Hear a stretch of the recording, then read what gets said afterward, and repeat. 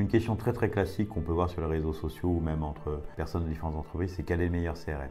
En fait, il n'y a pas vraiment de meilleur CRM. Tous les CRM sont extrêmement bons, sont très performants. C'est vraiment un usage qui correspond à votre usage à vous. Par contre, il y a un élément qui est extrêmement différenciant, qui est sous-estimé. Cet élément différenciant, c'est les données que vous avez dans votre CRM. Pourquoi? Parce qu'en fait, on investit beaucoup d'argent.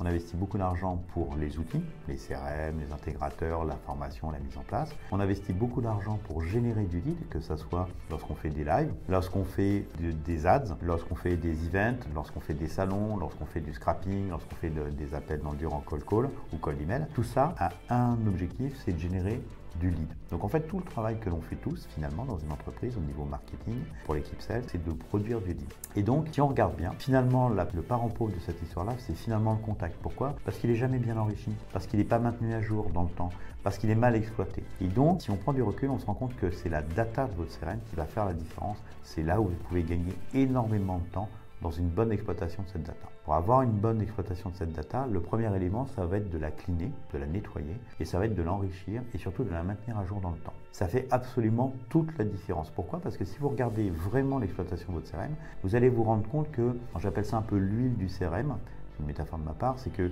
en gros, vous imaginez de l'eau et vous imaginez de l'huile, donc l'huile du CRM, c'est les 10 ou 20% qui sont en haut, qu'on regarde parce que c'est ce qu'on va traiter dans le pipe commercial, c'est sur lequel on va être un peu focus, etc. Mais on oublie tout le reste. Donc si on est sur 10 ou 20% d'huile du CRM, le reste, c'est 80%, c'est le fond du CRM qui est très mal exploité. Pour qu'il soit bien exploité, il faut qu'il soit maintenu à jour, il faut qu'on ait les changements d'entreprise, il faut qu'on ait des entreprises qui changent de statut, qu'elles soient en redressement judiciaire, en liquidation, etc., ou qu'elles ont été rachetées. Il faut vraiment avoir tous ces éléments-là. Et l'autre point, c'est qu'on se rend compte que dans une entreprise, il y a beaucoup d'informations sous-exploitées parce qu'elles se trouvent dans des boîtes email de collaborateurs, parce qu'elles se trouvent dans des fichiers Excel, parce qu'elles se trouvent dans des solutions de market automation, etc., mais qui ne sont pas centralisées dans votre CRM. Il faut absolument que tout soit centralisé dans votre CRM et que toute cette donnée-là puisse vivre, être mise à jour et ne pas avoir d'obsolescence.